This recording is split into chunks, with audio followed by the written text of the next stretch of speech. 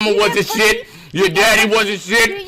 You think you gonna be some shit? I saw this post talking about Crollo today on TikTok, and it just made me think. I guess we getting Hunter x Hunter back. No, do that mean we gonna see anything anytime soon? No, it does not. I just thought today, bro, let's go back and see the top moments of Hunter x Hunter. Let's get straight to it, bro. I don't know which ones I think, bro. I really hope the Zodai family went in here, though, for real. Based on, as we've seen with long-running series, they suffer from an inevitable drop in quality. Over time, plot lines tend to get unimaginative, characters get tired and stop evolving, and even the animation suffers too. It's a disease that gets I ain't had to bring up Luffy for that. You ain't had to bring up One Piece for that, bro. Chill. The retelling of the story of Gon Freaks, a young boy whose dream of being a professional hunter takes him on a path of adventure and danger, starts pretty slow. But as the naive and infectiously enthusiastic Gon makes new friends and enemies along. Naive is the main word there. Naive is just like the perfect word there. Way, the show gets better and better with each episode and each arc. Initially light-hearted, it gets progressively darker until the line between the good and bad guys are so blurred, you just don't know what to think. The storytelling's tight, every character's fleshed out and memorable, and the change in tone never seems contrived. The action sequences, the holy grail of shonen shows, never let you down. I remember that part. Dull, this too, the body bag of the fucking year. Brilliance that shock and awe. It's shout out viniitube, bro. I love these videos. I love his videos. Top 10 moments from the show.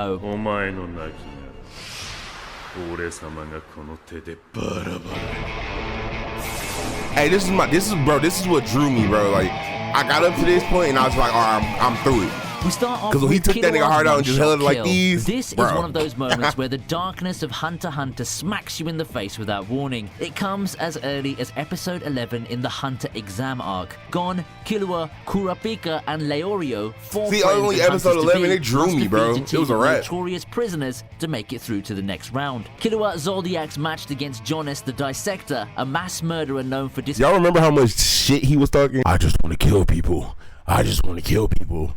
Got his ass bodied. Victims with his bare hands. It seems to be an unequal match, but not how we think. In a flash, Killua plucks Jonas's heart out of his chest with his bare hands, leaving his teammates terrified, except for Gon, who explains to them calmly that Killua is from a family of elite assassins. It's hard to believe the easygoing kid we first saw riding a skateboard is a cold-blooded murderer for hire whose kill switch. Bro, he gave you those type of vibes, though.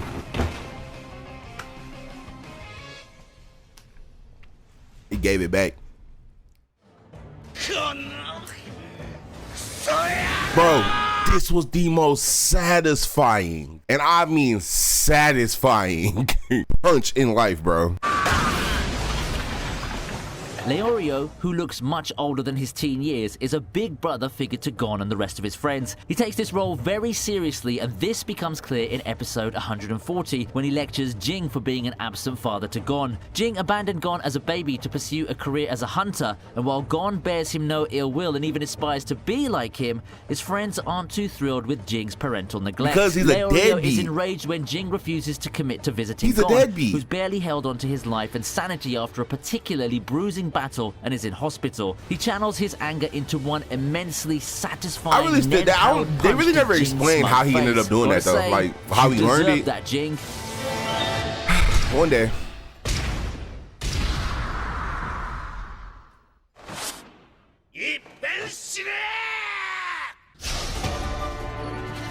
Bro, this is so hard.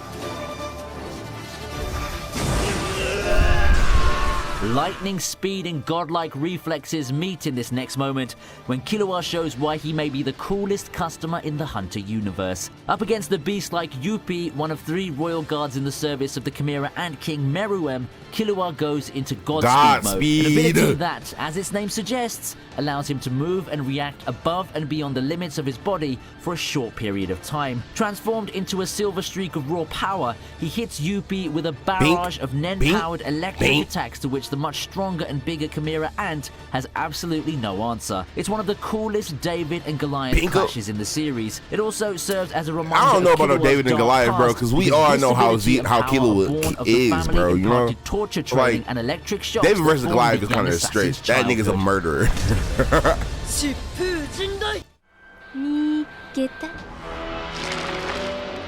7? Oh, this kite dev. Okay. instantaneous, bro. Kite's death. Too easy. Of the many friends and villains Gon meets on his journey, none perhaps has the impact that Kite does on the young hunter. A chance to find his father leads Gon to Kite, Jing's former student. Instead, the two form a strong bond despite not spending much time together. Yeah, which has always been very weird to me. Kite, Gon, and Killua find themselves up against Pito, another one of Meruem's royal guards. Heavily disadvantaged against the Chimera ant, Kite sacrifices himself to save the two boys. The sight of Pito nestling Kite's lifeless head in her lap is one of the most disturbing moments in Hunter x Hunter, again coming with absolutely no warning. More profoundly, Kite's death is the... You know, she was one of them characters that it just, no matter how crazy we saw our main character going, it felt so good to see her get destroyed, bro. Catalyst for a sea change in Gon's character at a later stage and for one of the most iconic moments in anime history. Suffice to say, Kite's death is a moment of awakening for Gon in more ways than one. Bro, I ain't gonna lie, niggas like to talk a lot of shit about Kurapika. Every time that motherfucker, hey, if it's one of them spiders, come on, bro. A spider, pff, niggas iconic, bro.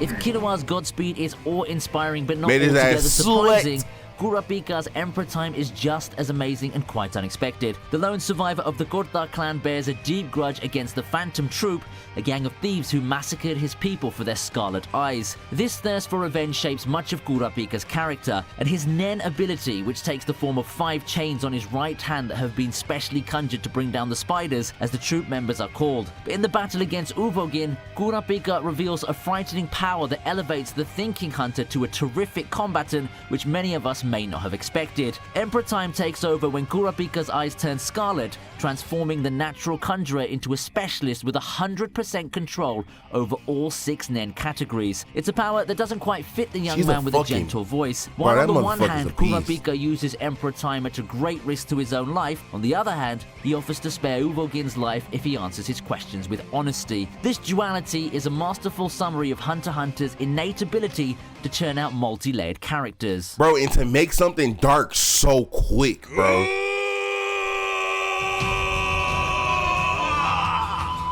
Kicking off the top. No. This was the worst part. The worst part. Bro, it took them motherfuckers 10 hours, and I mean 10 hours, to get they bitch asses out that up them fucking stairs. 7 goddamn episodes to get up them fucking stairs. We have the moment Gon and the Hunters infiltrate the palace in the kingdom of East Gorto for their final assault on Meruem. Entering a portal previously placed by expert infiltrator and member of the Hunter Association Nov, Gon and gang immediately run into Yuppie sitting on the staircase leading to the king's chamber. To get to Meruem, they must get past this powerful enemy first. Meanwhile, a second simultaneous castle invasion is underway, this time from the sky. Hunter Association Chairman Isaac Madero and Killua's grandfather Zeno Zoldiak crash land on Pito and Poof, the third royal guard, in a meteor shower. That shit was so hard in the show, bro. It was so hard. The animation switches to slow motion to capture the emotion on each face during the twin break-ins. The stage is bro, set for them was the coldest old niggas in anime, bro. I don't care what nobody say. Will come up later on in this video. At this point, we can only wait to see how Meruem, his powers not yet revealed, will meet the Hunter's challenge.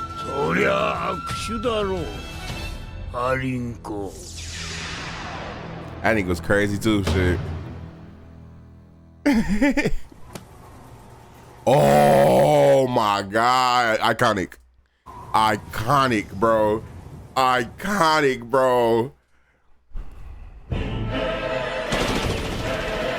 The next moment's pure poetry.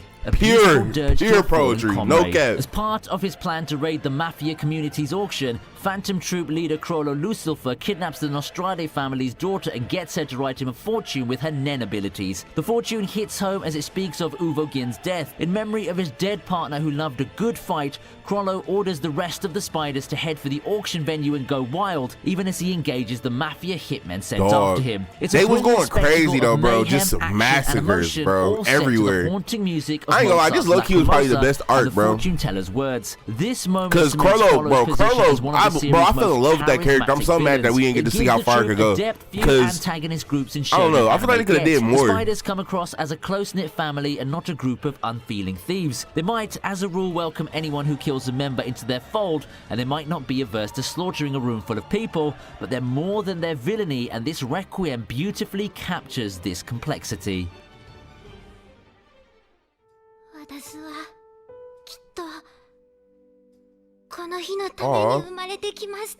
Three? From a moment of beauty I ain't to gonna lie. one of great sadness. Top 3 At the for sure. beginning, it's hard to think of Meruem as anything but a murderous mutant whose first action bro. is to kill his mother. But a single chance encounter with the blind and clumsy Komugi turns his character completely on its head. What starts off as a game to kill time takes Meruem on a life-altering journey that confounds He said him it. as much Murderous. as it does us. It's fascinating to Evil. see this cruel and violent king grow a heart Violent. and to be brought to his knees, not by a Cruel. skilled hunter, but a defenseless human girl. At the risk of giving away the story, Meruem, close to death and almost blind after an epic final battle, seeks out Komugi, who's also fatally wounded. The chapter on their unlikely friendship closes with a final game of Gungi that's sure to bring tears to the most hardened hearts. Making an antagonist like Meruem capable of such raw emotion and making it believable is perhaps one of Hunter x Hunter's biggest achievements. You know what? They did it very seamless too, bro. It did not feel forced. It didn't feel pushed. None of that, bro. You know what? He fucking right on that one.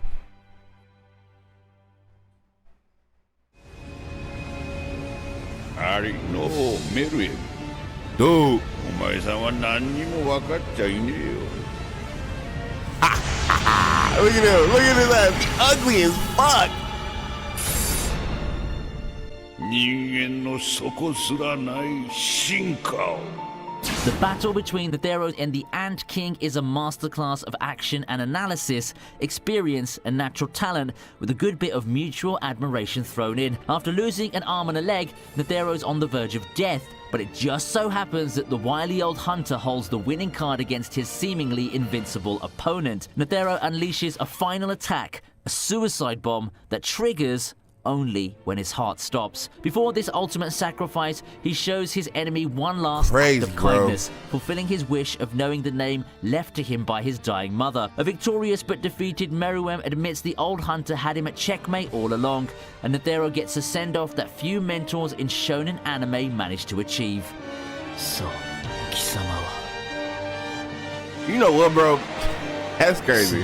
Cause bro, that was actually a very arrogant act by him though.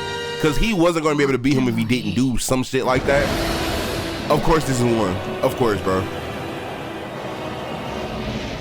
If you haven't already noticed, bro, this is when I really said to her, I was like, bro, this was always inside of Gon. That was always inside of Gon, bro. That he's, bro, not evil, but he got a dark ass soul.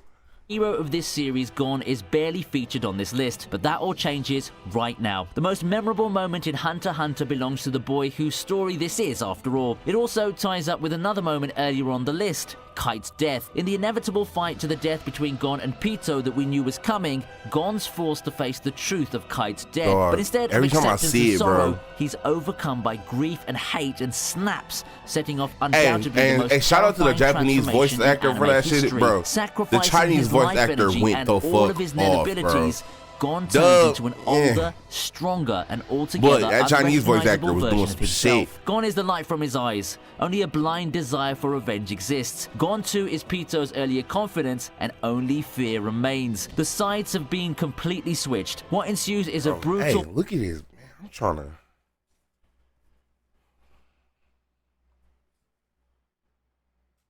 I'm trying to get like him, bro. You see that motherfucker? Bro, he got a 12-pack. One-sided takedown where the lines between good and bad blur to such an extent, it's hard to see actually who's right and who's wrong. We no longer recognize the monster with dead eyes beating an already lifeless Pito to a pulp. Is this really the kind-hearted Gon we all know and love? Will he ever be back? Hunter x Hunter hits a pinnacle of darkness in this devastating moment that we may never recover from. Bro, he was not playing either. He wanted to kill that bitch. That brings us to the end of this video. Which of these... Hey, that was probably one of my favorite videos I reacted to in the last couple of weeks, bro. Not gonna lie. Bro, I'm so excited, bro. I mean, obviously, bro, just him writing, just him drawing chapters and shit like that. I mean, bro, how much do you really think you gonna get? But, hey, those was the best moments of Hunter x Hunter, bro. Let me know how y'all felt about it in the comments, bro. Like, comment, and subscribe if you new, and I'm out, bro.